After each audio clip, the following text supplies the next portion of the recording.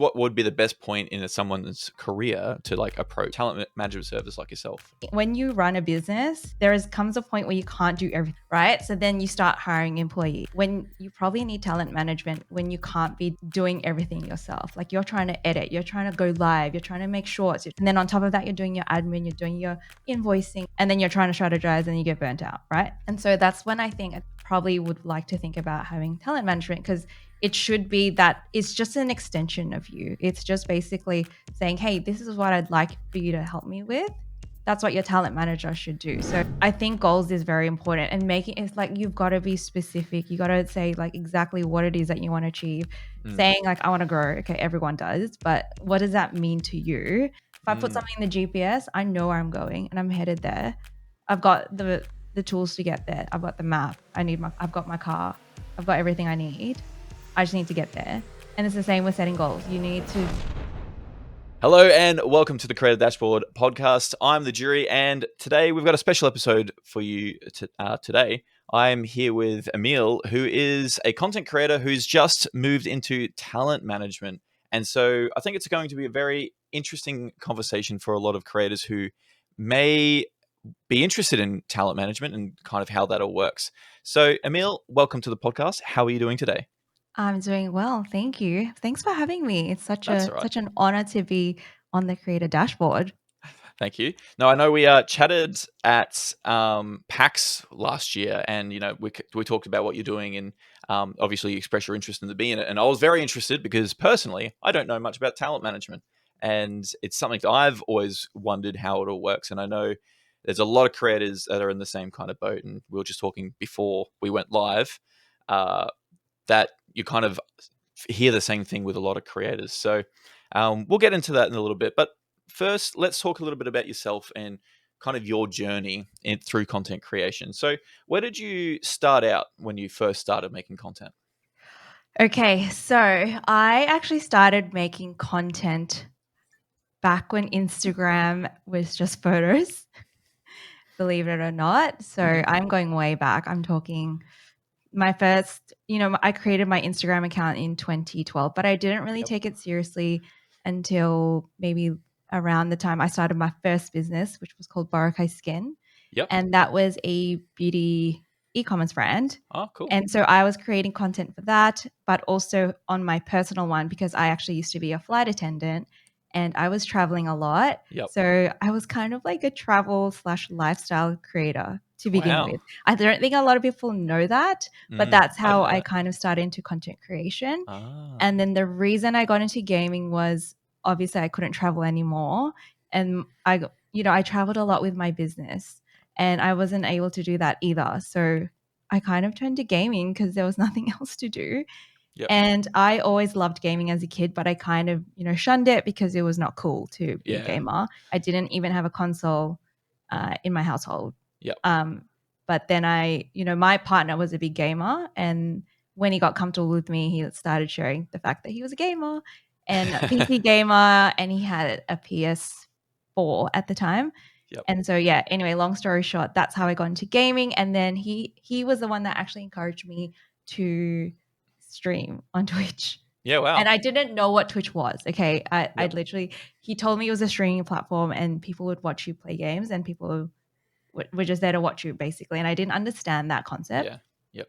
Because I came from Instagram. And so I started streaming on Twitch July 2021. So I think we were probably in our third lockdown in Melbourne by this stage. Yep. Yeah, I'm sure you remember. And all too well, unfortunately. Yes, exactly. Like, how many more banana breads can I make, right? So I turned to streaming because you know what? I had done everything else. Why not this? Yep. Right? And so I started streaming on Twitch, and I think I applied everything I knew from my marketing, from my business, from content creation before that. So I already knew how to sort of grow an audience and, what content resonated well. And so I managed to grow that really quickly. And then I became Twitch partner within 6 months. So and then that's how I didn't know anyone in the industry. I knew nothing about gaming. So it was just me putting myself out there really, I didn't know what PAX was. I know that's So like, that's so shameful of me.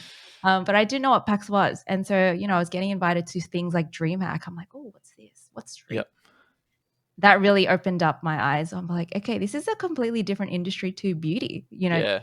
different to what I did before, travel, lifestyle, beauty, Yep. and I absolutely fell in love with the gaming scene, and I loved the community around it, and so, yeah, so that's how I became a content creator, Wow. in a sense. So, yeah, it's been a long journey, but, you know, social media and all that is constantly evolving, and Mhm. creators should evolve too, I guess. Yeah, for sure. Well, it's a very interesting to hear. Like, I've spoken to a lot of people about content, and I haven't spoken to anyone that's gone from like beauty and stuff like that to gaming.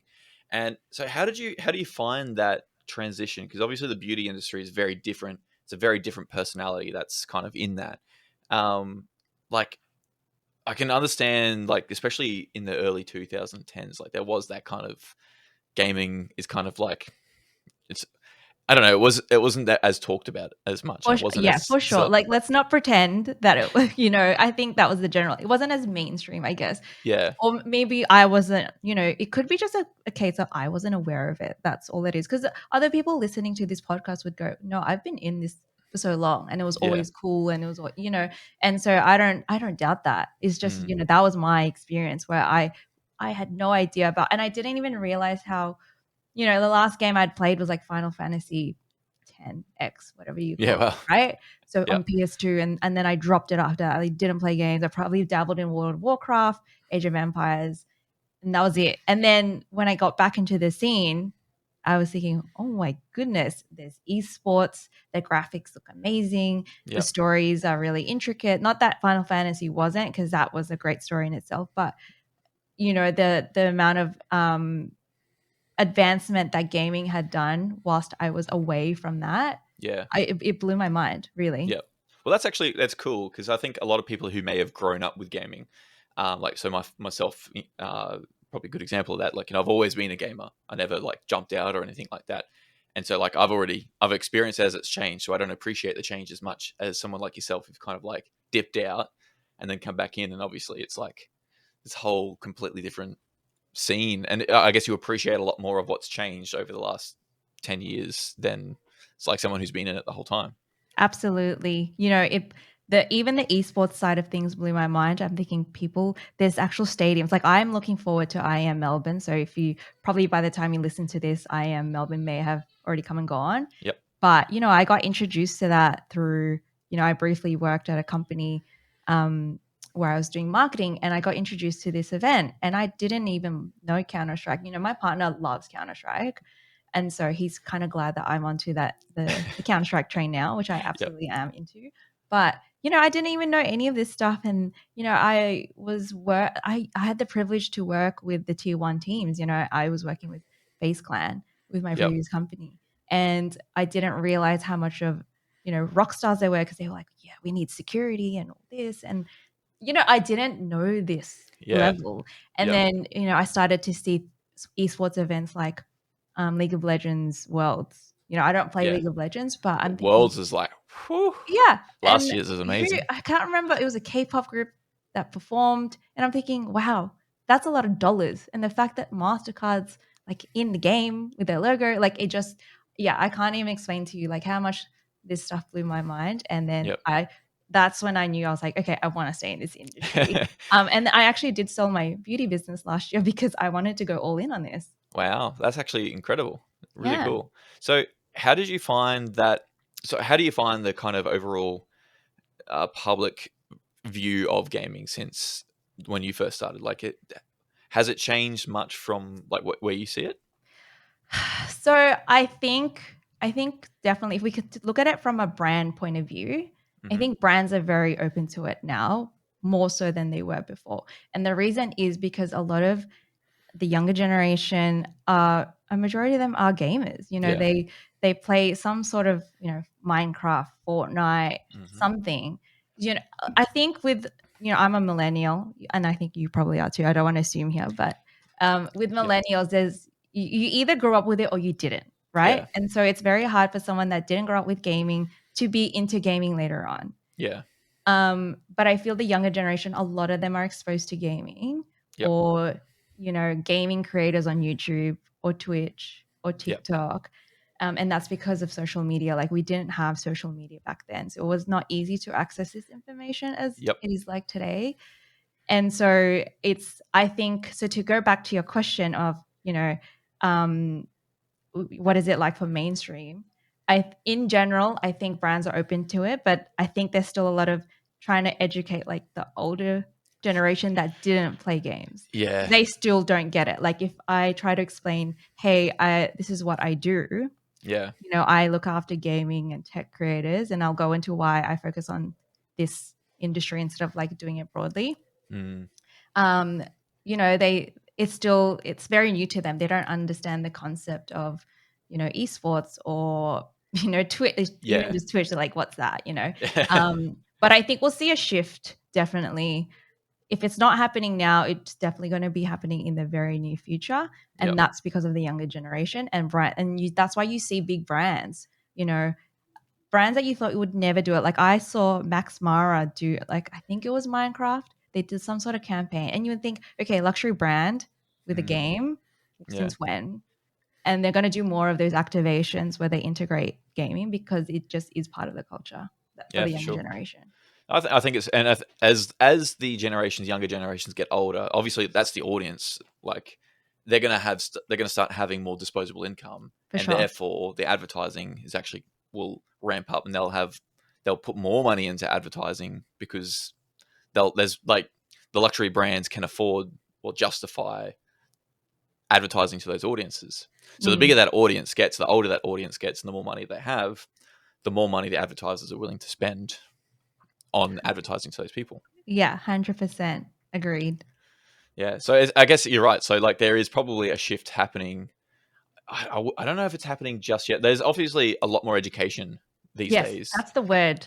Yeah, Definitely, that's the word. It's education. yeah, But I think over time there'll be less education, and I guess it'll become more mainstream than it is now. Like it definitely is. I feel, for me anyway, it is mainstream because even my parents are aware of it. But I don't know if that's because it's like, they know about it. They signed up for Twitch when they found out I was on there. yeah. But my dad told me that he watches. I think, what are there's two sisters that play chess on YouTube.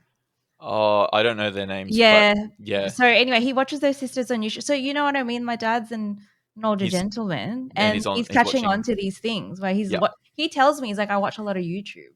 He doesn't even mm, watch TV anymore. yeah. Well, So it's funny. My dad actually told me that he has been watching my YouTube videos as a way of like staying in touch and with what I'm doing and stuff like that. I'm like, oh, that's really cute. that's very sweet. And then you know what? He'll be on YouTube because it'll recommend like things that it thinks that he might like, because the algorithm is so smart, right? Mm, And so it'll start recommending. He'll go on YouTube more and more and more, and then they yeah, become YouTube fans, like my dad. yeah, for chess. So, kind of going back into just a bit more content creation stuff, just because of what you're saying about your background in like your business and stuff. How did you find, and how did you apply like the stuff you learned in marketing and running your own business, and how did you apply that to Twitch to help kind of grow what you're doing? Yeah, so I did look at it. When I first started streaming on Twitch, my goal was just to be not having zero viewers. That was my goal. And I think I was lucky to have found a niche and a game that had a very supportive community. And so I think, look, it was, in my opinion, people would ask me, like, how did you grow Twitch so quickly? And I would say, it's a combination of my previous experience of running a business and growing, my socials from zero to like over 100,000 followers. Yep. And also the fact that there was a stroke of luck involved as well, because um, I just managed to pick a game called Gwent. I don't know if you know it, but Yep. it's yeah. It's the So The Witcher yeah, game. and so I was playing that like at a fairly competitive level, and there were a lot of people interested in it. But I think when I joined, I think there was this weird period where like a lot of the older streamers on there were leaving for newer Right. games, and yeah, so then the people needed something to watch. But I was very strategic about it. I tell this to any creator, like, Mm. content creation is all about strategy too, which is part of the service I give at Talent Management. And so I grew up because I was analyzing, okay, like this is what I did. I analyzed when the bigger streamers were on, and luckily they were all lovely, right? Yep. And I found that they did rate me a lot. They would send like 500 viewers, and I'd have like 5 at the time. Yeah. Wow. And so I purposely started streaming towards when I know they would be ending. And Yep. it was always like evening Europe time, but I would like sort of start the stream there, and that was like 6 a.m. Yep. And so I Wow. did wake up early to do that, Yeah. That's what I did. Like other streamers go, I'll go live when it's suitable for me, Yep. which is, I don't judge. But I was like, you know what? I'm going to see how far I can take this, see if I can get Twitch fun. It was like a Mm. challenge for me. Yep. And so, yeah, I just strategized. I was like, okay, this is when they stop streaming. And then I will see if they will raid me or their viewers will come over. And that's exactly what happened. Mm. And then I became friends with these people, which I still talk to them to this day. I've even met up with some of them Yeah. when Wow. I've traveled. Yeah, they're an amazing community. Um, and so so to go back to your question and like how did I apply that? I think it was all about I just knew how to strategize. Yep. Even if it's something that was, and I'm the kind of person like I'm very results driven. That's like anything that I apply in my life. So and then I set goals. So it was like, okay, affiliate. And then I was like, okay, what's next? And then I saw, okay, Twitch partner. So it told me these are the things that I need. So then I thought to myself, how do I get there? Yep. And it's a step-by-step process. So I'm like, okay, I need to hit 75 viewers. How do I do that? And back then they were like, they didn't count raids, but the good thing was that if someone rated you, people would get to know you. Yep. And then I became consistent as well. I was on the same time almost every day because I had nothing else to do in lockdown. And then I just started building the community. Look, I'm telling you, I didn't even know what Discord was. I Yeah. kid you not, I didn't have Twitter. So I learned these things. I was like, okay. And I think it was it was about being adaptable because Yep. that was what my business taught me was that things change quickly. Things don't work. You know that saying like, don't beat a dead horse, Yep. right? Yep. If something's not working, change it up. Yeah. And so that's what I did. And then I think that's, the learnings I had from my business definitely helped with my content creation for sure. Yeah. So I'm finding it's interesting. Like, so obviously, and I think a lot of people I've heard this spoken about even very recently is that lockdown. Obviously, there was a big rise in Twitch streamers, and there was a lot of people that got a lot of success in Twitch during lockdown, and that's because nobody was doing anything and everyone was watching Twitch. Nowadays, it's probably not as easy. I think everyone can kind of agree with that because it's the audience isn't there, and Twitch is obviously not the easiest platform. Yes. Do you think a lot of those strategies still apply? I think they do. But in saying that, if you believe what you're saying, so if you're saying to me, you know, obviously lockdown's over, and I was the same, I had time to watch a lot of streams. Yeah. Now I never get to watch any streams. Mm. I'm lucky if I even get to watch my clients' streams. Like I try to pop in, Yep. but that's all I've got time for. I don't have time, and I'm sure a lot of people feel the same way. Yeah. But you know what hasn't stopped? People still doom scroll. So Yeah. think about where your audience is, Yep.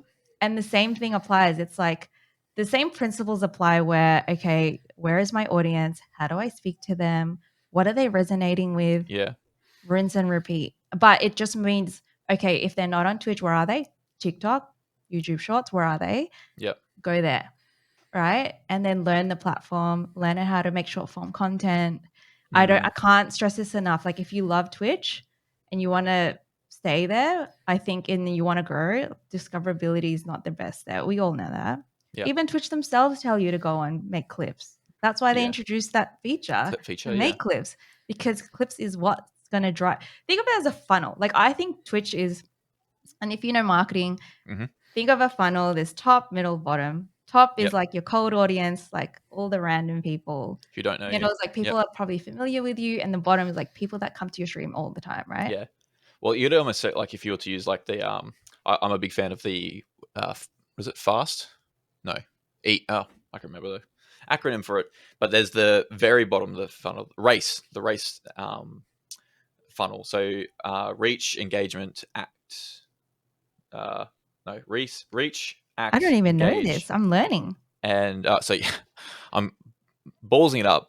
So reach, act, convert, engage, and so that's the kind of the brackets of the funnel, and converts like the bottom of the funnel. But in this diagram that I'm picturing, it, the bottom is like an upside down triangle. So the engage is where you start engaging with your audience and you're building that relationship. And a lot of businesses would use that as their like email campaigns and stuff like that as the way to keep engaging with the same client. Twitch Correct. is almost that engage element. It's where you're 100%. engaging, and I think it's the best engagement tool. But if you don't have the rest of your funnel to get people there, then like you're trying to engage with like whoever you've already got, right? Yeah. And You so need to be, I guess, the top of the funnel is where you get your traffic, right? yeah, And so you have to think, okay, where am I going to get these people from? yep, And that's where short form content comes in. for sure. So that being said, though, I think there is merit in the timing in which you go live. So I've been seeing it a lot with a few creators who like, and obviously if you want to keep streaming, that's fine. But you were streaming at 6 o'clock in the morning.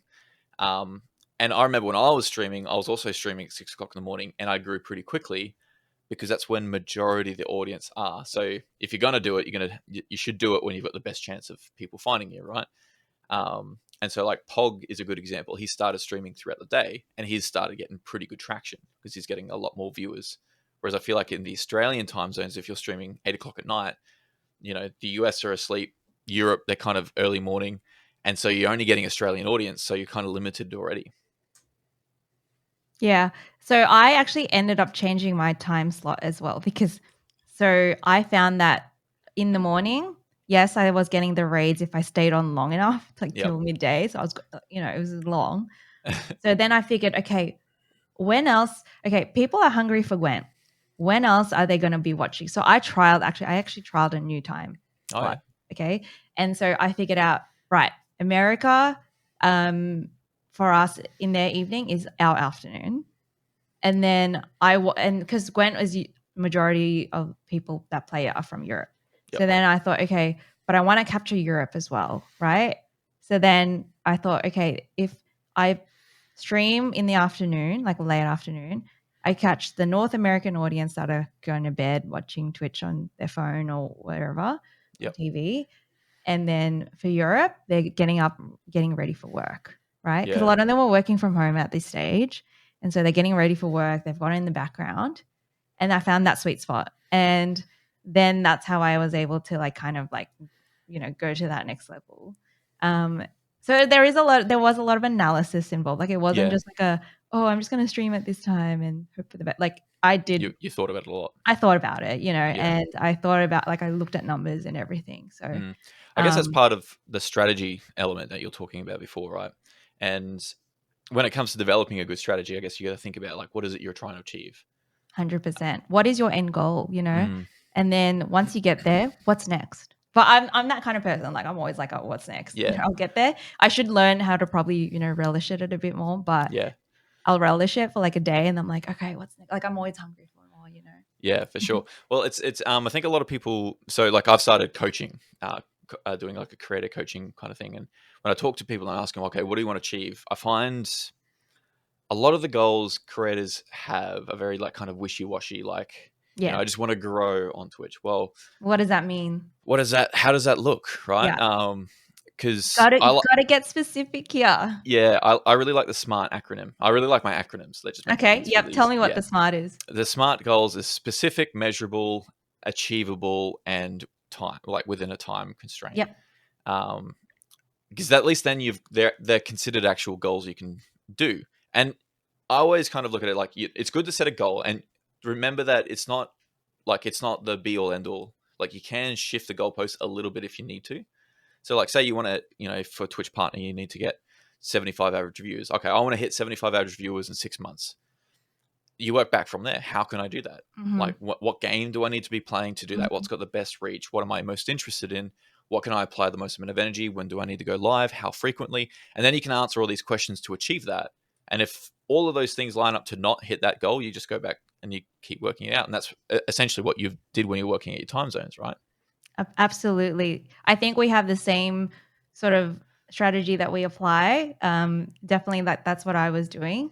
But I think goals is very important and making it's like you've got to be specific. You got to say like exactly what it is that you want to achieve. Saying like I want to grow. Okay, everyone does, but what does that mean to you? Also, don't I'm a believer of like, aim high. It's kind Mm, of like, okay, I know this sounds lame, but it's simple. It's if I'm driving and I don't put anything in the GPS, I don't know where I'm going. I'll just mm, say, hey, I'm driving. yep. Okay, cool. Where am I going? If I put Mm, something in the GPS, I know where I'm going and I'm headed there. I've got the tools to get there. I've got the map. I've got my car. I've got everything I need. I just need to get there. And it's the same with setting goals. You need to make it specific, know where you're going. And you like, I think subconsciously too, there's something about your subconscious. It's every day you're like applying something that will help you get to that goal. mm. I like that. I like the car analogy too, because like I guess and I was like this when I was streaming and stuff like that. I was a bit aimless, and so when you're aimless and you're just driving around in circles and just like hoping for the best. You might come across something like drive past something that's really interesting, and that can help. But you're kind of depending on luck. Mm. But if we use the same analogy where like you set a destination, and I guess strategy would be, or like your big term goal would be like I want to get to the other side of Australia. And then the things you would want to work out along the way is like, what fuel stations do I need Yes, correct. to get to the other side of Australia? And that's where you've kind of what your strategy is. And so I guess the better you can kind of think about that, the less you have to think about when you're actually doing it, because you're kind of already on that process and you just like tweak it as you go. Yeah, 100%. Totally. Amazing. So obviously we're talking a little bit about goal setting and stuff like that, and I think that kind of is a good way to segue into talking about talent management. So tell us, how did you like? What triggered your desire to go into talent management? Okay, so I noticed that when I was a content creator, look, I had an advantage of running my own business for nearly 10 years. So Yeah, I always had like sort of a strategic mindset, a business mindset, and then content creation started to, it wasn't serious money, but it was, I was getting sponsorships here and there. yeah, And then I thought, okay, well, how do I apply this? And so what I found was when I started integrating myself into the community, a lot of people obviously, they didn't have the experience that I had. People become content creators because they just want to make content. yeah. And they Of sometimes course. get to the stage where they're like, oh, this can be something I can do as a job. It Yeah, could be full time. You see a lot of success stories, and there's no reason why you can't be that next person, right? Like, there's absolutely, I'm a big believer like that. I don't think there's anything stopping you to be, the next Mr. Beast or Kai Cenat or Pokimane or whatever, whoever you yeah, aspire to be as a content creator. And so I did notice that a lot of these creators had no idea where to start at all. And it's good they all talk amongst themselves, how to get brand sponsorships, contacts, attending events. They're doing all the right things, but it's being a content creator, and if you're trying to make it as a full-time job, it becomes a business in itself. yeah, And it can get really distracting when you're trying to chase like your next sponsorship or trying to think about like how to actually grow. yeah. Um, it kind of distracts you from being creative and actually making content, Oh, for right? That's sure. like the Yeah. biggest, I would say, hurdle that creators come across is Mm, that, the creative juices kind of, dwindle down a little bit because they're trying, it is now like, okay, I'm trying to make a living out of this. yeah. It's going to pay my rent or mortgage or whatever it is. Yeah, Okay. and if you're losing those creative juices and you're losing that kind of flow, because like once you, especially if you're so like if we look define what a content creator is as being someone that makes content that entertains and informs, and the way businesses use that is to attack like get that audience that content creator has made. If you're neglecting your audience by like pursuing business deals and stuff like that, your audience will obviously start to like dwindle, and therefore you're losing what the business wants. So it comes down to like having an equal balance of both, right? For sure. And it's like this perpetual cycle of, burnout and then not being creative and then not streaming and not making content and then trying to Yep. go back and trying to get Yeah. back to that. And I've seen it so many times. Um, so then I got into, I thought of talent management because at my previous company, like any small, like, growing business, when you're in marketing, you kind of do everything. And they Yeah. figured out pretty quickly that I knew how to do a lot of things in marketing.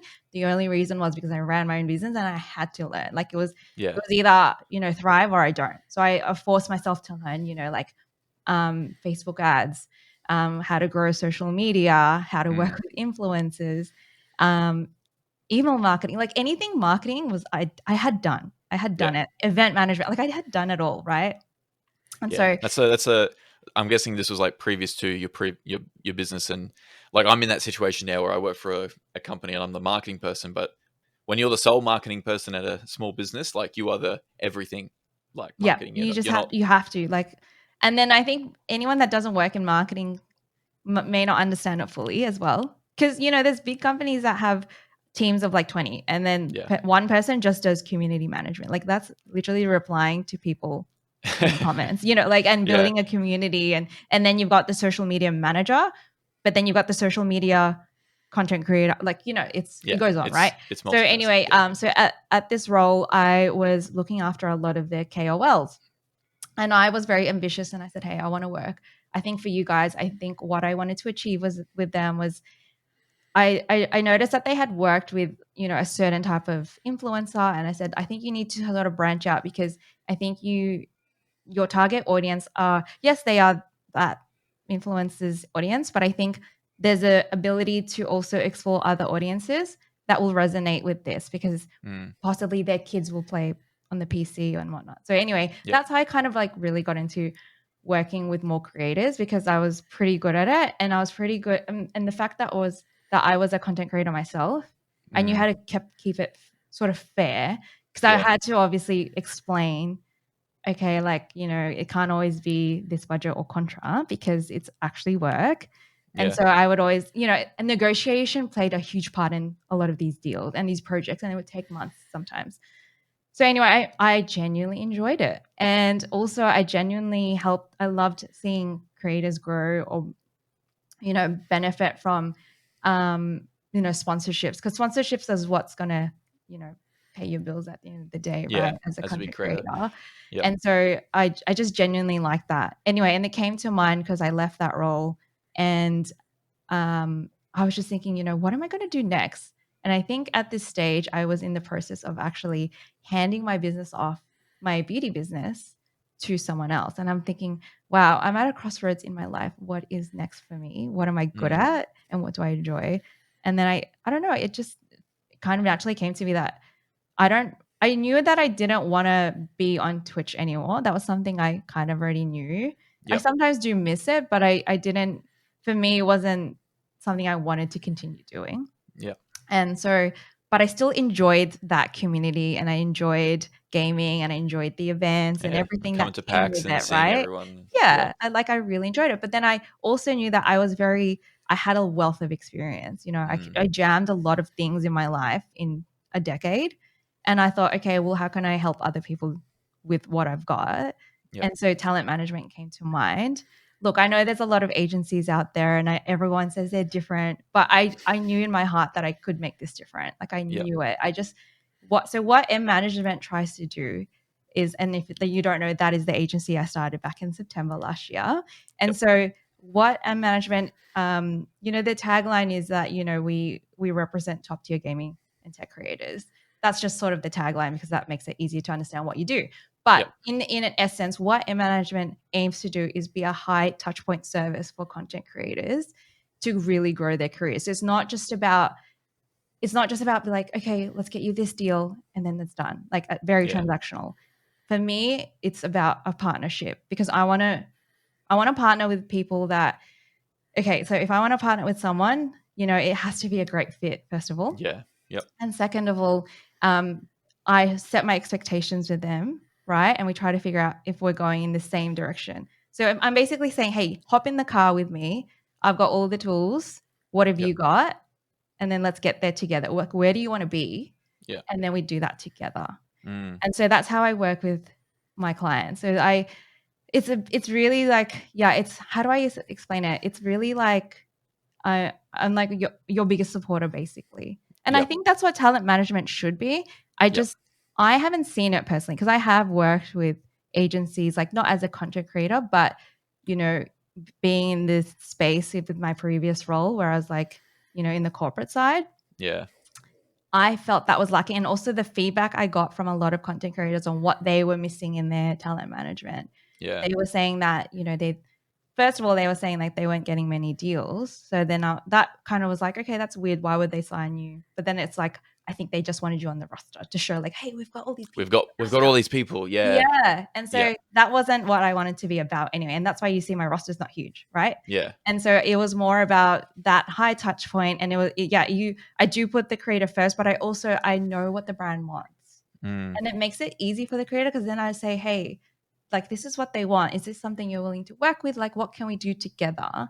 Yep. And then that's how I assist them. I also assist them with, growing. So a lot of content creators probably hit a plateau and they're like, I don't know what else to do. You need a fresh pair of eyes basically Yep. to give you ideas or like a strategy on how to get there. Because sometimes it's so narrow, like you've got narrow vision and because you don't know anything else, like you've got your set of experiences, Well, yeah. Like I could right? probably say, like even in my own content, like and I was saying earlier before we went live, like I've got my channel, and I think I'm doing like this, and then I've speak to people, and they're like, "Oh, you're doing really well. Like you should do this," and I'm like, I had no idea. Like it's having a like a outside perspective can be For very sure. helpful. Yeah. And that's what Emme Management does too for creators. It's not just about, getting you deals, right? There's some agencies that do that. It's like, hey, there's a deal for you, blah, blah, blah. Do you want it or not? Yep, cool. All right, next thing, transactional. But this is more like partnership. Like, hey, yes, sponsorships and whatnot are part of this,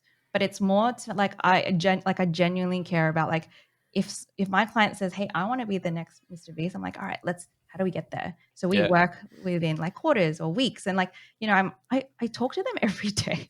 Basically. That's how high touch point this is. Okay. Yeah. It's like I'm always, it's always what they want, but my job is to give them advice, like and support, right? Mm. So that's what M management is about. And I don't that's how I define talent management. But I think it may mean different things for different people as well. Yeah, for sure. Well, let's kind of dive into it a little bit more. So, what's like at what point does someone make that decision to become like to go into talent management? Like, when's a good time for someone to start thinking about it? Because obviously, there's a lot of different question marks about this. A lot of people would have the question of like, do I have a big enough audience? Would a brand want to work with me?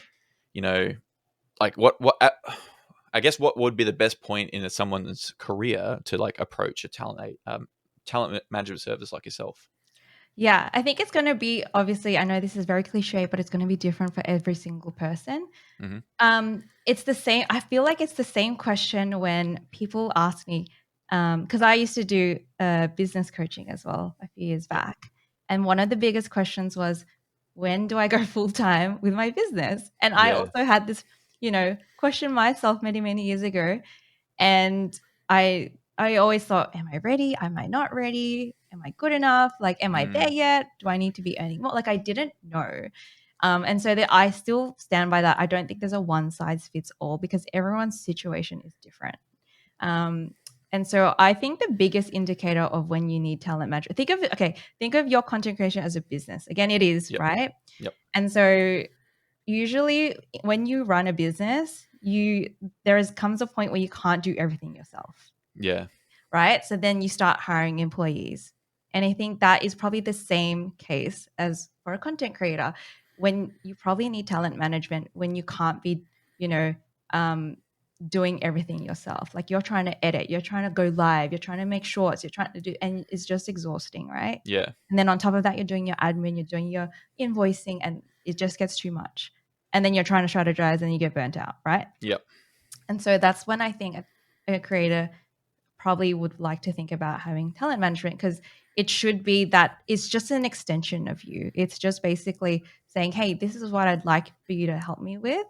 That's what your talent manager should do. So it's just extending that and then they're supporting you whilst you go do you do your thing. Yeah. That's when I think a creator should be. I hope that kind of answers it. I know that's probably going to bring a lot of questions for other people. Because I know people go, I want to know exactly when, like how many followers do I need? And it's like, Mm, I don't think it can be that, but you'll know when it's time for you. Like you'll know that you'll say to yourself, oh my God, I'm just so burnt out from doing everything myself. yep.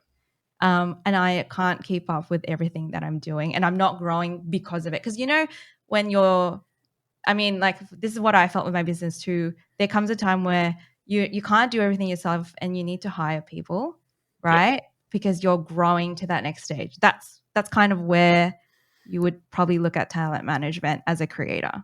Yeah. Okay. So I guess if we go through like the kind of stages a creator may go through, Yes. um, obviously you'd have the early stages where you're still building an audience and trying to get repetitions in and trying to get like used to it. Mhm. And I guess at that point you might not even be, and this might be harsh to say, but might not be in the consideration of brands wanting to work with you at those Mhm. early stages, like initial stages. And I don't think you could put a following number towards it, but because I think it comes down to the value that you provide to your audience. Correct. So, like, I'm being told that maybe I should approach Road for the Create Dashboard, and I'm like, I've only got like 160 subscribers on YouTube, and they're like, it doesn't matter. You've got a really niche audience. I'm like, okay, well, we'll see. But at the same time, like, I guess you'll start noticing when you start getting those kind of opportunities arising, and that I guess that's the second stage we could call it as a creator. You're getting the opportunities arise, and then you start getting more and more.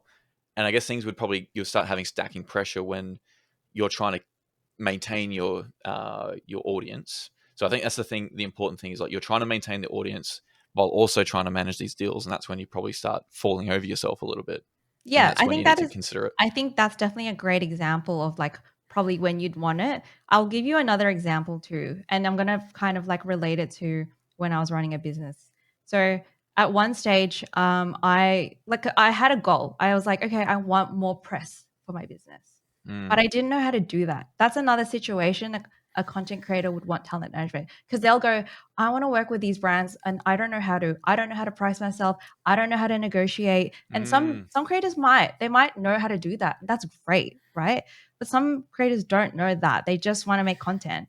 And so yep, it does help to have talent management because they're the ones that are going to be doing that for you. If they are a good talent manager, they'll listen to what you want yep, and then they'll go get that for you. Like if you say, "Hey, I want to work with this brand. I want to work with this brand. This is how much I want to be earning per month in sponsorships." Your talent management should be working for you to do that, you mm, know? And so that's also a good way to determine like if I'm at a stage in my content creation career where, I feel like I'm not growing or I don't have the resources or the tools or the knowledge on how to do these things, then talent management might be the way to go. And I'll give you an example. So yeah, like I didn't know how to do press. I knew how to do everything else in marketing, but I yep, didn't have any connections in like journalism or anything like that. So I hired a publicist, yep, right? And so that's like I knew that like okay, that's what I wanted. And so I went and sought that. So I feel like that's sort of a similar example where you yeah. probably don't know how to do something and then talent management can assist you with that. I think that's a very important thing. So, and I think a lot of content creators would fall in this trap. I do it myself. Is like the desire to want to learn and do everything is probably where you'd get unstuck. So, like, I want to, I'm creating the content, I'm running, multiple channels now. And then I'm also, looking at, okay, I want to work with brands. I don't really know how to work with brands, but I need to learn how to do that. But do I have the time to learn how to do that? And I think a lot of creators would try and force themselves to learn Mhm. when what they could be doing is focusing more on just building their audience and then employ Yes. somebody else to do it. And I Yeah. think that's the barrier. It's the I'm employing someone, someone's becoming part of my team Yeah. to do that part for me. Yeah. And I think that's the mental barrier that I think people might struggle to get past. Yes, and also you can't be the jack of all trades. You can't. It's not Yeah. possible. You can't be an expert at everything. Yeah. And so there's no harm in leaving it to the experts, right? Like I knew I just didn't have that skill and I'm Mm, not going to be going through, a whole course on how to be a publicist and try to make I just didn't have time for it, right? So yeah. I just made that decision like, "Hey, I'm going to hire this expert. And if it does well, we can continue working, right?" Yeah. It's the same with talent management. So if you're at that stage where you know what, I don't know how to do any of this stuff, and that's okay. Like it's not some like yeah, you can look up these things like how to reach out to a brand and how to negotiate, and but you might not even have the time. Like some people are trying to do content creation on the side on the weekend, and they still Hmm. got their full time job, and I Yep. totally understand that, but that can lead to burnout, and then you don't make content anymore. You don't Exactly. want Yep. that. So, Yep. And then you I can't think then you can't do either. yeah, exactly. So I Yeah. think that's another good indicator of when to approach talent management. Mm. And I kind of already being like in advance here, but I also I think you'll have a question of like, what kind of creators do talent management kind of look for as well. Okay. Yep. And so yeah, look, followers aren't everything, but at the end of the day, brands care about reach. That's Yeah. There's no way around that. So that's what something I also try to explain to creators. Like your content may be amazing, and if it is amazing, the results will come eventually. Yeah. And that's what I tell them. I'm like, keep doing what you're doing. Like if you believe that your content is great, then just keep what you're doing, and then the audience will come, and that's when brands will pay attention to you. But there's no way around it. Like they Mm. all always Yeah. always look at reach. It's just Well, it's because they're looking at like a guaranteed number. They want some kind of, it's numbers. It's a numbers game. yeah, they're investing money into you as a outreach, and they want some level of guarantee that what they're investing is going to have a return. Correct. And They so have their that's what, KPIs. They have yeah, our ROI. It's all corporate jargon, but at the end of the day, these are all corporations. They've got someone they report to. Then there's head office, and some businesses are smaller, but they will still have. And if anything, the smaller businesses will be like, "What am I getting out of you?" Like, yeah, and so that's probably the number one thing I'll say to creators is like, like I'm not trying to say like the smaller creators can't have talent management, because there's like some cases where, I think there's potential there, but that's what brands look like. So your success, like, and also that's another stage, right? Like people think once you have talent management, oh, I'm done. That's it. I can sit back, relax. No, this is when the work starts, yeah. That's when Um, you actually become a business, and you need to, you need to hustle. This is where the hustle yeah, starts, right? yeah, And so you still need to work hard at your content to make sure that you are appealing to brands, that you're growing, that you're engaging with your audience, because they mm, love engagement. That's what they're. And also think about it this way: the word content creator, you are making content. So brands are not just paying you for your audience that you've built; yep, they are paying you to actually make content. And mm, if you knew how much brands paid for like a photo shoot or an all day shoot, yep, sometimes I'm like, you creators are charging nothing yeah. compared to what they Well, would like, need. yeah, to hire a talent for like a video shoot or a photo shoot, it's insane. Like, Exactly. So yeah, anyway, that's another topic where creators can be undercharging or whatnot.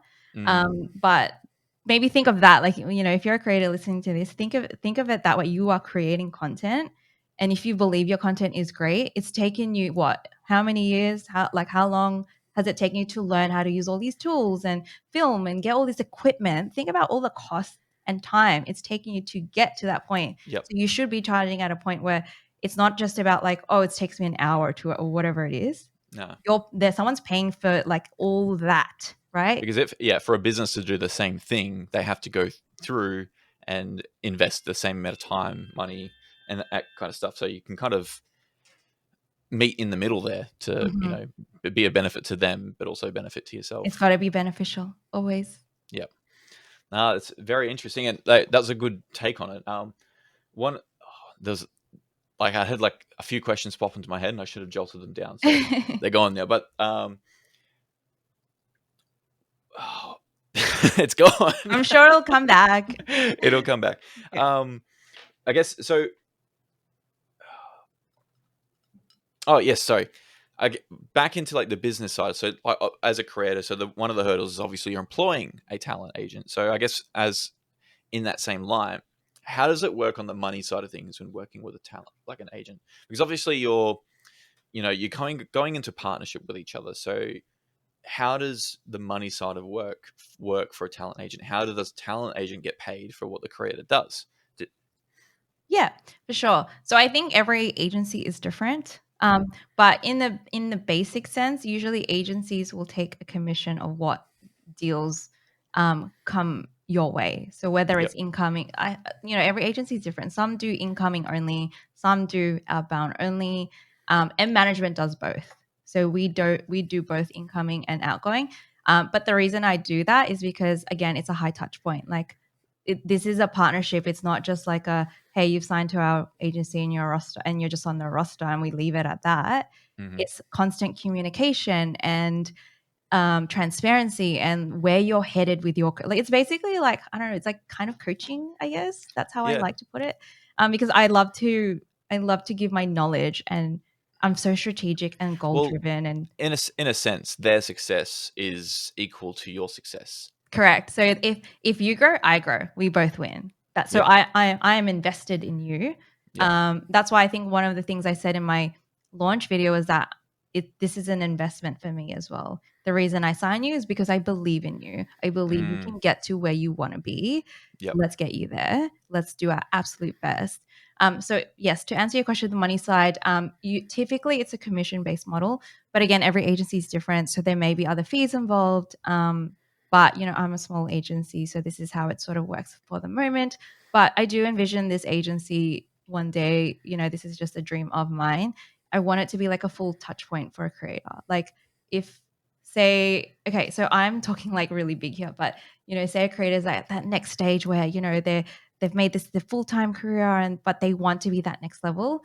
There's like the PR side that we've got, and M does that for you. We've got Mm, editors ready for you. We've got just name it, like whatever a creator needs to get to that next level is what we want to provide. So we're basically managing your career, if that makes yeah. sense. Yeah. Yeah, for So, sure. um, but yeah, so money wise, if anyone's interested, like, wondering how talent management works, it's usually a commission based model. So, it's look, I don't know what other agencies do, but it's not like okay, there's a sign up fee and all this. It's not Yep. really that. It's if a deal goes through, then we take a commission from that. Yep. So I think from my understanding, it's like generally between 10 to 15%, sometimes 20, depending on how the deals come in. And this is just broad, so this might Mhm. not apply everywhere. So say for example's sake, and this is for the audience, a 10 grand deal comes in, the agency might take 10% of that, which will be like $1,000. Mhm. But if they're an agency that's gone out and done and not poach, looked for that deal, they might take more because they're putting the work in. But then you might have the more Yes. management side, which will only take a smaller percentage because they haven't done as much work, but they're still Mhm. managing the back end. Yeah. And so I think there's a few different ways you can cut it, and it depends on Yeah, for sure. the I think there are agency. different ways. For M, I just did, the model that I've chosen for now is what works Hmm. for the size where the agency is at and the level of work that's involved. Again, I don't know what sort of work other agencies do or how they do it because, again, it's not really transparent, which I understand, but Yeah. Yep. it's something that you have that conversation with your, when you're having that meeting. It's like a very important conversation to have. I know people get funny about money sometimes, and that's partly the reason why content creators struggle with pricing themselves as well and Yeah. really going high. Mm. But I don't have that issue. Yeah. I think So I think I just go for it, and then yeah, but it works to our advantage because I'm securing the absolute best deal that we can get you. Yeah, it's such a interesting kind of I guess you could call it dichotomy. It's a bit of a contrast or a hypocrisy in a sense where you want to become a full-time creator. Well, you need to treat it as a business, and then money is a main thing because you want to be full-time. You need to support yourself. But so many people are trained to not to shun money because money is evil, money's bad, money shouldn't be spoken about at the dinner table, kind of stuff. And like because of that, you have like this tendency to push money away. So like when someone says, "I want to pay you to do this," you kind of undercut yourself because in your mind, "Oh, I don't want to be greedy. I don't want to be someone Mhm. that puts out. I don't want to be someone that's come across as like trying to take too much." Mhm. Um, and that's just how. So there's like the way I've kind of always thought about this, and I struggle to talk about this with some people Mhm. because so many content creators, they not just content creators but people in general, they get so uppity about money that I don't bother talking about this. But there was this guy, business coach Kerwin Ray. I don't know Mhm. if you've heard of him. I have. He sadly he passed away He recently. did. He did Yeah. only a few months ago, which is Yeah. really sad. But he got me so like 10 years ago, maybe not 10 years ago, when I first started in sales. I started following his content because he was talking about sales and stuff like that, and he inspired me to think a lot more entrepreneurial and stuff like that, and content and business and stuff. And one of the things that always stuck with me with what he said is how we are trained to think about money. Mhm. And a lot of people think about money in such a negative way that they push it away. Like Mhm. money is the root of all evil. Yes. And so people don't want to have money. They look at all the rich people in the world and they think they're evil, terrible people. Yeah. Everything they do is the worst thing in the world, despite the fact that they're doing good with that money. Like Mr. Mhm. Beast is a really good example. He Yes. does so much good in the world, but because he's so wealthy, people think like they think there's some kind of ulterior motive to it. Yes, it's also tall poppy syndrome, right? Yeah. That's what, and that's very prevalent here in Australia, Mm, and then it does trickle into the creator economy. So, yeah. um, yeah, look, that's a conversation I have with my clients straight off the bat too, because Mm, it's you a lot of the time they yeah, like it comes down to like when they're like underselling themselves. It's almost that mentality like money is bad, I shouldn't be greedy, I should just be grateful for this opportunity that I'm working with this brand. yeah. But sometimes it takes me a bit of work to try and change that mentality, and then Mm. when they get to the other side they're like, oh, I was doing all this stuff for free. I'm like, yeah, you shouldn't have been, you know shouldn't have been doing that, but we're here now. Yeah. And yeah, it's I kind of understand, but I'm that's where I come in, and then I go, you know what? Let me look like the bad guy if you feel like you don't want to do that, Yep. because that's my job. My job Yeah. is to secure the best deal, and I'll just go for it, and I have no qualms about it. I'll Mm. just do it. So that's an interesting, you know, how like they've been doing this stuff for free. Like you hear that a lot, and you hear that a lot in the content creation world, where they say, "I'll just do the free content, and the paid jobs will come." Yes, But yeah, I all think the if you're, time they say that. which is, I think there is definitely some kind of level of providing free service or free content. Right, Mhm, there is a level in which that has a value, especially like the creator dashboard is all free content. mhm, And like there's providing free value to a brand so they see you, but that's the exchange. You're doing that free content so they notice you. mhm, I think the important thing to remember though is to, and this is probably the struggle, is knowing what that piece of free content is actually worth, so that mhm.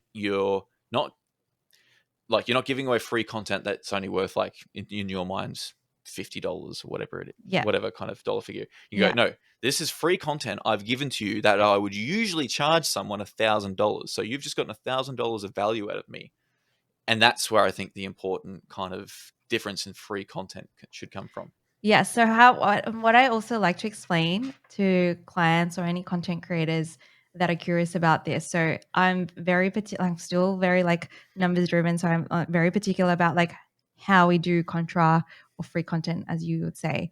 Hmm. So I like to put it this way. So I'll say, okay, let's figure out what your standard rate is for, like, say, this deliverable.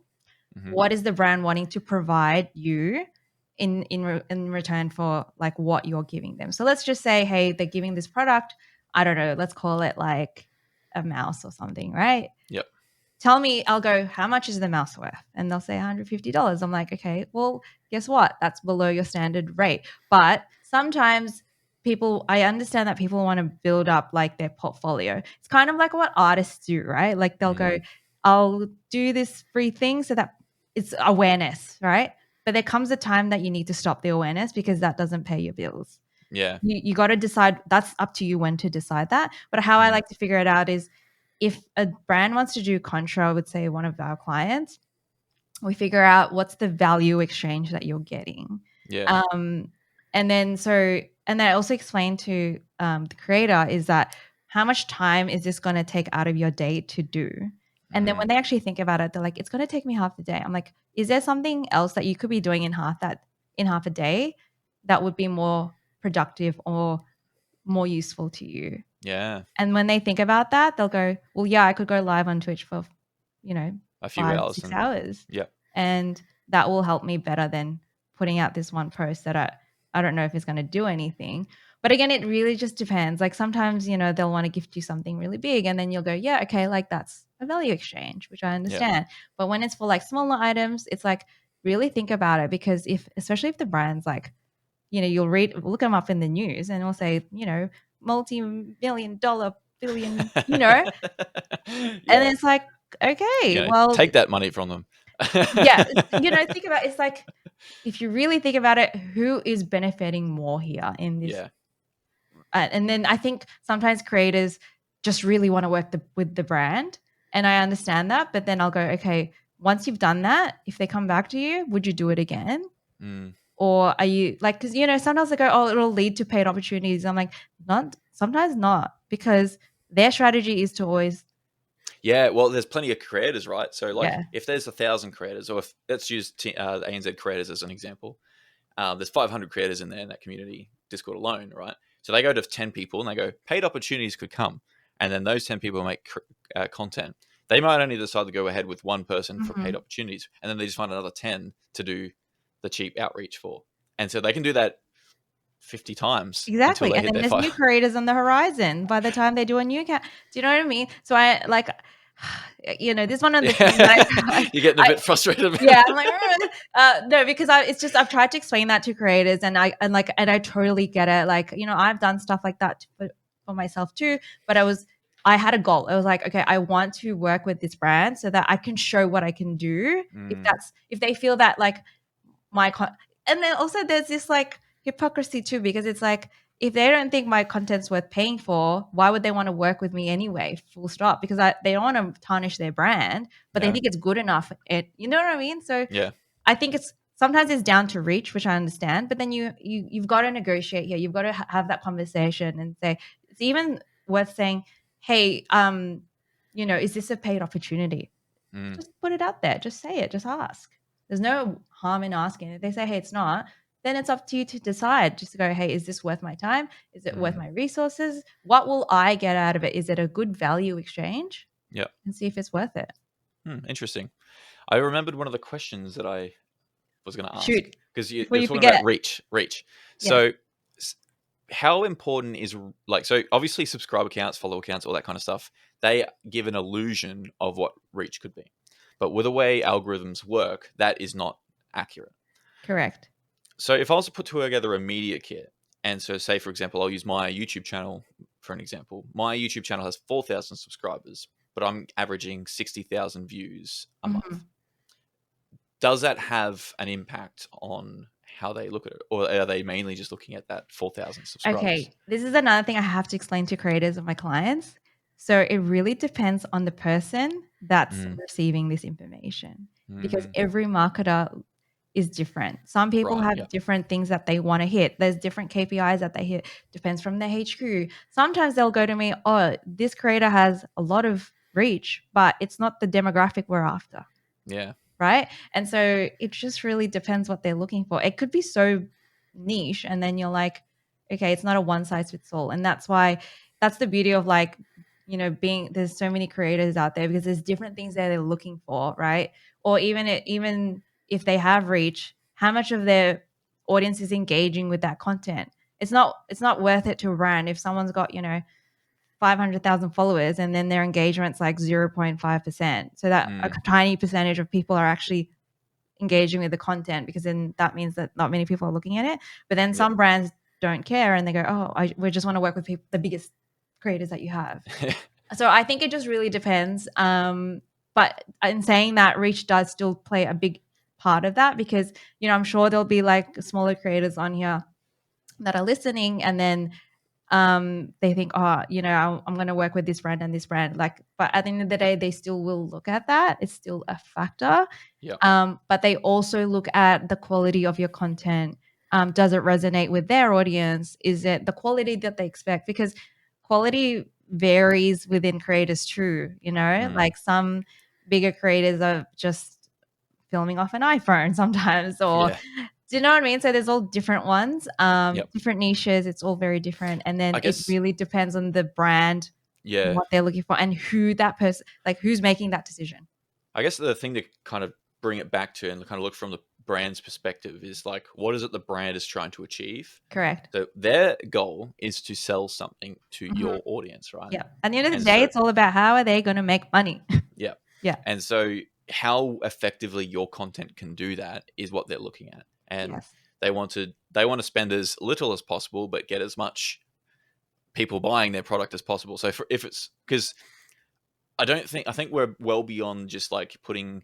I think there's going to be brands that do it, but well beyond putting like a logo on the background and expecting that to be enough. They want the brands to have the sponsored segments, which has the higher conversion Mhm. rates and stuff Mhm. like that.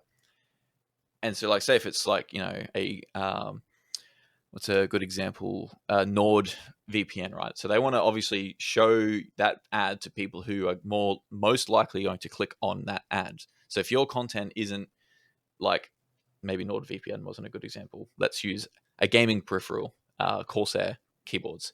If you're creating content that's not towards gamers, they're probably not going to give you an opportunity. It's not going to make sense, right? It doesn't Yeah, matter how many followers you have. It's just not going to make sense. yeah, because the Um, conversion is going to be very low. Like, they're not going to make money from your audience. Correct. But also the brands will have different, obviously they do want to sell. Like the end of the day, they want to convert something.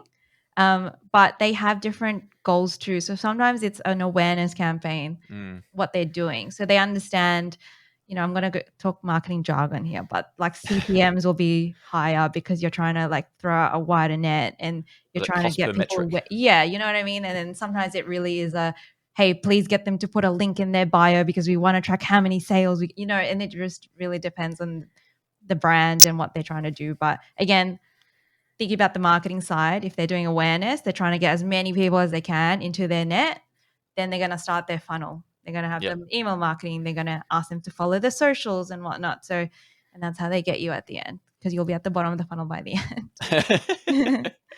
Cool. All right. So, what's something that somebody needs to consider when they're looking at working with a talent management? Like, what are some of the important things to look out for? So, there's like, obviously, there's a lot of people doing it. There's a lot of companies out there. There may be some better, some worse. What is something a creator should be looking out for? I think number one is that do their values fit with your values? Mm-hmm. Right? Because it's an extension of you. Um, and that's where, you need to have a conversation with them, be upfront, be honest, tell them exactly what you want and what you expect and see if that's something that they can provide. Some people just say, yeah, that's what we're doing. But see if if their values align with yours, see what kind of other creators they work with. Even have talk to the current client roster, like talent roster rather, and see if they've got nice things to say about them. Yep. Because we've definitely had that at M where creators have reached out to our current roster and they've told me, "Oh, I've told you nice thing." I'm like, "I hope you have," because I try to. Oh, I want them to be happy. Like I don't Yeah. want anyone to come into this and they're not happy with the service. Like that's For like my sure. worst nightmare. I want them to have a raving review. So, yeah, really figure out if like their values align with your values, and then figure out if where you want to go with your career. That's what your talent management can help you with. Yeah. Cool. I guess here's another question, kind of similar kind of question, but I guess for a creator that wants to work with a brand, so let's just say they don't have a talent manager yet. Mhm. What's something they should be looking out for when it comes to working with a brand? Well, first things first, how are you going to reach out to them? I mean, if you have if you have a direct email, that's the best. Yep. I find DMs are a bit hard, but sometimes brands do respond to it depending if they have like a community manager and if it goes to the right person. Yep. But I think also looking at like their current content and seeing if your content actually would work with theirs. Because sometimes that's like trying to fit a square, what do you call it? A square in a peg hole, whatever. Yeah. You Round know that square and saying. a round They're trying to square. make it Yeah. fit and it's not quite fitting, Yeah. And so think about like why you want to work with that brand as well. Because I'm all for longer term partnerships. I think they're the best sort of partnerships that you want to have with brands. But that could also look like, if you're working with like every peripheral out there, then it's not coming off as genuine anymore, Genuine. right? Yeah. So Yep. I think you really got to figure out like what you want to do with that content and what you can offer the brand. Mm. I like to tell my creators like, hey, I like to go to the brand and tell them like, hey, this is what we can offer you. Because sometimes they'll have campaigns ready to go. Sometimes they don't. Yep. Really depends where they're at in the marketing cycle. So, and then if you've got a great idea, why not share it with them? And they can go, oh yeah, that's actually a great idea, and they might be on board with that. Yep. Cool. So, I think like the biggest thing to see is that if your content and your values as a creator fit with that brand. Cool. I like it. Same kind of thing as you're saying with your the management is like, make sure your Yeah. values line up with them. And I guess like if you want to work with a brand, if we use peripherals as an example, you probably wouldn't want to choose a peripheral brand that you don't have, right? And so like I'm a big fan of Corsair, so like I would be more interested in working with Corsair because I've got all their stuff. Whereas I'm not very familiar or don't have any Razer products, so it wouldn't make Mhm. sense for me to approach Razer because I don't have their stuff. I'm not sure if I like Yeah, it and stuff like that. and brands can tell. Like they Yeah, do look at your page and go, "What are they using?" And if they yeah, see that you're using other things, it's like, "Well, why'd you reach out?" You yeah. have to give a reason as to why you're reaching out. Like, don't give a blanket. It's like applying for a job, right? It's like Mm, you when you're reading resumes, and I've read a lot of resumes in my life, I can tell if they're just mass sending this. yeah. So tailor it to the brand as well. Like, why is it that you want to work with this brand? And also another thing I want to point out is like keep it short. Mm, Because the amount of times I've had proposals, it's way too long. I'm like, I don't have time. It's too much info. I'm gonna skim over it. Do you know, like get straight to the point. Tell me what you want to do. What is it that you want to achieve? How can it benefit the brand? And how do we do a partnership? Simple. perfect. Yeah. Cool. All right. So we've kind of hit. We're getting to the end of this episode. So, what are your top 5 pieces of advice you'd like to give to creators? Oh my goodness. You asked me this the other day and I I did. wrote but that was, okay, for context for the audience, we've tried to line this podcast up. This is the third time lucky. And so I've totally forgotten what I've written. So, Uh, and would I you don't like want me to give you to? the wrong answers because I don't want to say this, and this, and then I've totally said something different. Thankfully, you messaged them to me straight Oh, can away, I and I was cheat like, and look at what I wrote? "Go for it." Okay, let me just pull up our DM and then I'm gonna see what I wrote because I didn't even think about it. I just wrote blah blah blah blah blah. This is what I. I was like, Okay, "That's number great. one. Yeah, Hell, a podcast." I've got it. I've got it. Okay, number one is consistency for creators. Um, people people love their routine. That's Yep. it. They just want to know that you're there. Mm, And so I think being consistent is key. And if I like, I know this is going to be unpopular opinion because some people will go, oh, that's too much, but when I've seen the best results from creators is when they show up every single day. yeah, I There's think no way around it. I'm I think sorry. it comes down to what your capacity is. And Yeah. so like if you can do it every single day, like the more you post and the more you post valuable content, the faster you will grow. There's no way to get around that. The Yeah. only limiter there is yourself. Yes. But you need to put that limiter there. It's tough, but yeah, that is the hardest thing. But in my experience, when I've seen creators grow is when they've been posting daily. And it Mm, doesn't, and another thing I tell them, it doesn't have to be perfect. Because yeah. as you know, the algorithm is weird. We don't know what it likes. So that's the only way for you to learn is by putting out lots of content, learning what it likes, rinsing and repeating it till it stops working, and then do it all over Yep. again. You Put have to those reps in. adapt. You got to put Yeah. those reps in. I Yep. want to give an example that he is a chef and he became really popular on TikTok, I think.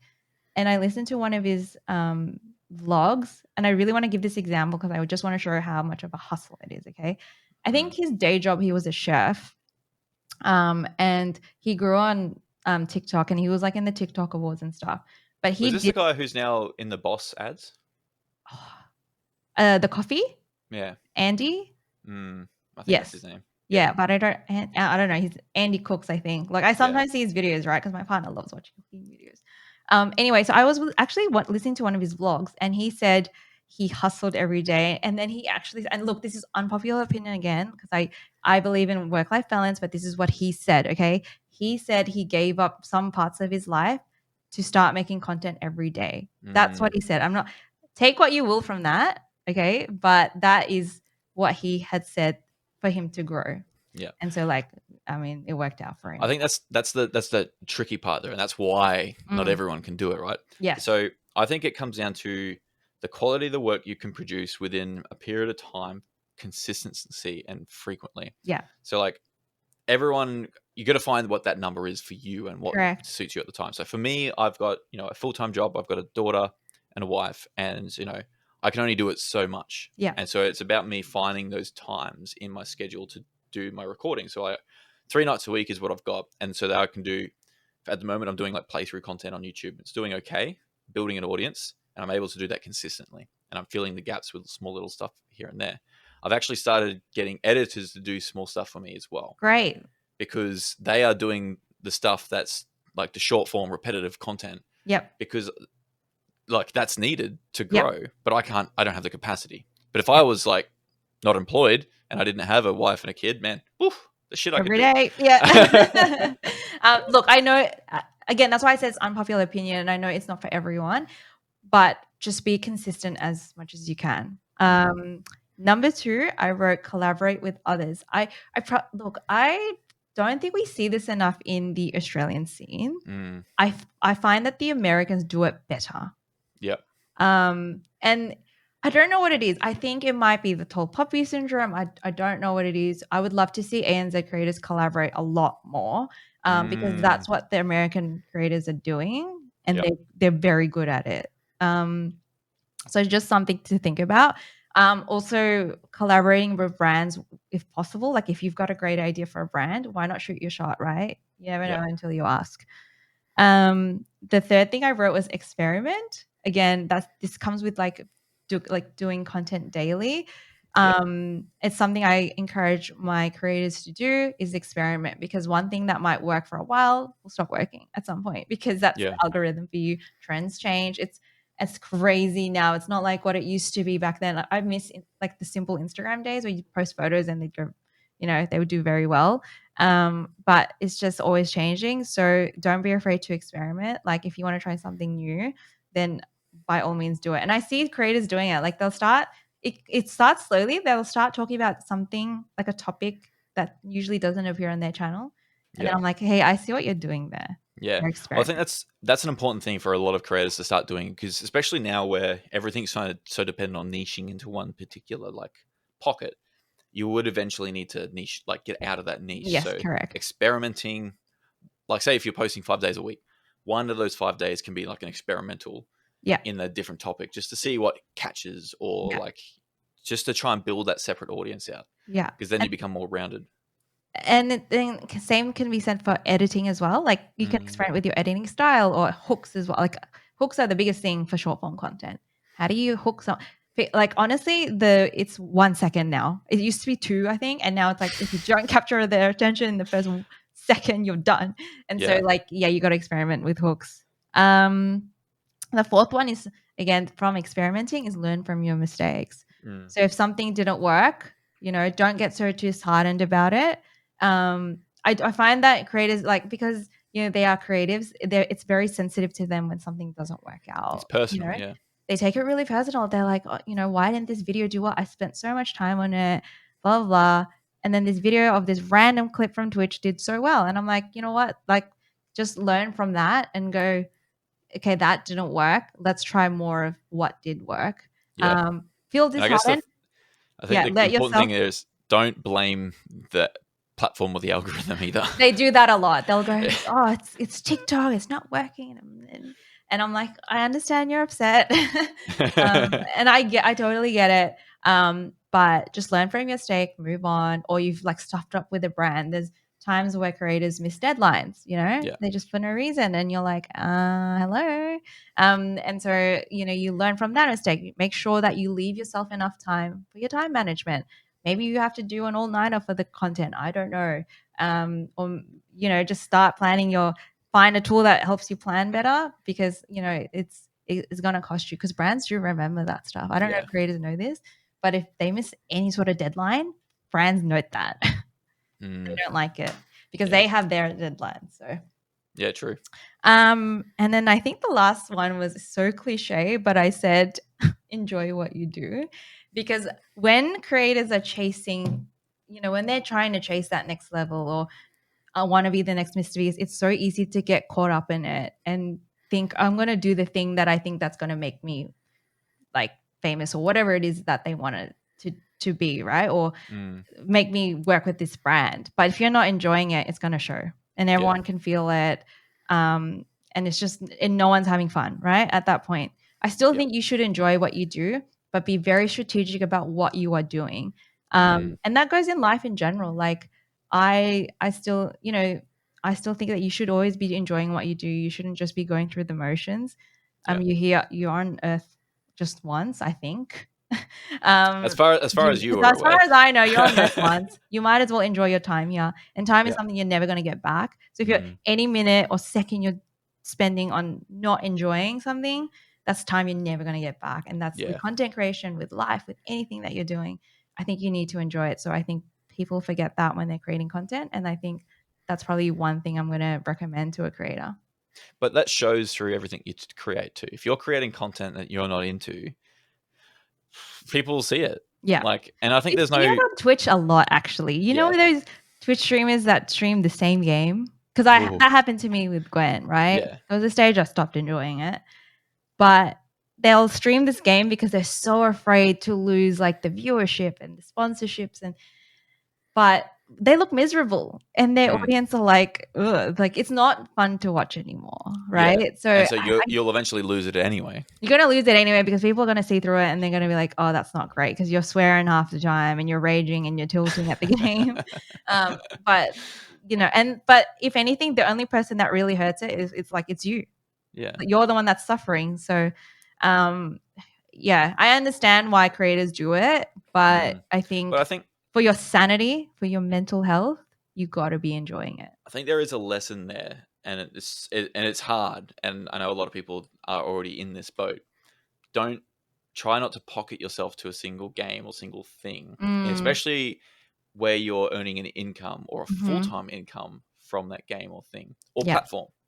Twitch, like if your only sort form of income is Twitch, and Twitch tanks or decides to change your ad revenue or whatever, or the game doesn't yeah, perform anymore, like you've lost it all. yes. And I think there is definitely, like, you've obviously got the experience to do the same thing again somewhere, but like I think it's better getting ahead of that curve, Mhm. before that change I happens. think that's why you always I know this is such a term that gets used so often in this industry. It's like diversification because it really is about not putting all your eggs in one basket. And I'm not saying you need to be on every single platform because again, I think that's a bad idea. I don't Mm, think you need to be on every single platform, but I think you need to focus on like three key platforms that's going to help you.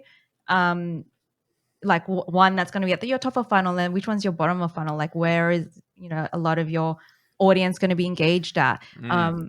But So I haven't considered that much for my own funnels, to be honest. So I think it's something I will have to strategize yeah, about. well, I'm glad it's sparked something in you. But yeah, it's one of those things that you have to think about because remember when the whole schmozzle with TikTok was happening, and Y- TikTok was like, oh my god, I'm on TikTok and I've got no money coming in, and then it was extended, and now they're extending again. But it's so volatile, and that's business too, right? Like sometimes COVID was like that thing that happened, and mm, everyone's like, oh my god, what do we do? And you Mess have a lot to of business up. pivot. You have to. I hate that word, but you have to change, and that's why it's good to not have all your eggs in one basket. But also, Mm, for you as a creator, it just means that you have different ways that you're reaching people because people are on different platforms. It's like I'm not like people play games on like PC, on Steam, on different software, and they're everywhere, so they're not always just on one platform, then mm, they're everywhere too. So just figure out where your audience is and where you enjoy. Like some people don't like to do YouTube, some people yeah, don't want to go live for hours and hours, like they don't see the value in that. So you just do what you actually enjoy and focus on that, and then I think the results will come. excellent. I love it. Yeah. So just before we wrap this up, what's something that you want to improve on with your own content With or my own business, I guess you could content, say? Yeah. I actually was speaking about this the other day with one of my creators, and I said I'm very bad at really like I would love to showcase my life a little bit more. Mm, I think I just get so caught up in I'm first of all, I'm a millennial and I'm from the Instagram days where everything had to be perfect. So yeah. I'm trying to undo that a lot because I love seeing the really off the cuff TikTok style, like, hey guys, this is my day. But a lot of the time I do find my day boring because I'm just reading a lot of emails and contracts and negotiating. But I've got events coming up. Like I'm going to IEM, and then I'm Mm, thinking like, oh, should I showcase that? Like, what is it like to be a talent manager when I'm doing IEM? Because a couple of my like a lot of all my creators are going to be there actually. And so, and excitingly, Ronnie is there with Intel, and it's just like to showcase, like, do I showcase like how we got there? Like, but then you don't want to reveal too much because I feel like this industry is very like behind closed doors kind of thing. But I'd Yeah. also like to share it because when I see it, I'm like, oh, I love the transparency. So Yeah. that's something I want to learn for my content is like, A, how do I fit this into my busy schedule? B, and how do I want to show up? And then is it interesting to people? Like, Yeah. is it interesting for me to showcase like, day in the life of like what I do and my personal life? But that's something I'm trying to learn. Mhm. Um, I've done so many different forms of content. And I think this is the next stage. I'm planning to do more travel as well. So I'm like, do I showcase that? Are people interested in seeing what I'm doing travel wise? So I think that's what I want to learn. But also, I want to be better at editing.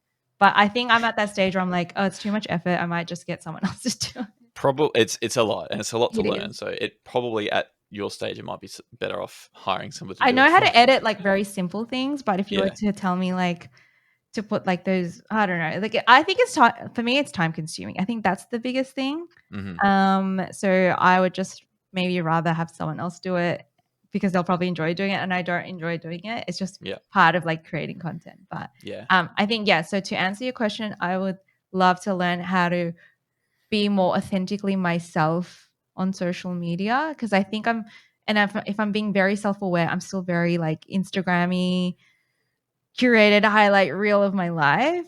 But Yeah. I think people would be more interested to see what is the real Emile, what were her struggles to get here. Because let me tell you, it was not easy to be where I'm at today. Like Yeah. even to the fact that I started a second business, the amount of tears and hard work that went into my first one. I didn't showcase that enough, obviously, because I wanted to paint a picture of like what it was. Yeah. But now I think I want to be more authentic. Like, what is it like to start a talent management agency without like working at it? Like a lot of the talent managers that go to start their own have worked at other big ones.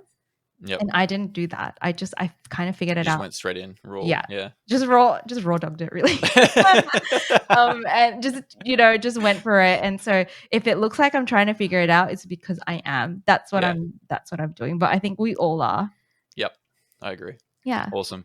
Well, thank you for your time today, Emile. It's been fantastic. This has been a great conversation, and I hope there's a lot that content creators can take away from this. It's been fantastic. You're a wealth Oh, of I hope knowledge. I hope they do. And honestly, thank you again for having me on. I'm so sorry that it's taken us this many times to get me on the podcast, but this has been an absolutely amazing chat. I've had and a ball chatting to you. And I hope for those who are listening, I hope they can take something away from it. That's the reason why I do podcasts is like I like to share my knowledge and hopefully people take something away from it. Awesome. Well, I'll put all of the links to Emile's stuff and Emme Management in the description of the video. Reach out, have a chat, see what you can do. If you're out interested in any kind of talent management, she's there, and she's obviously very talented and skilled in this field.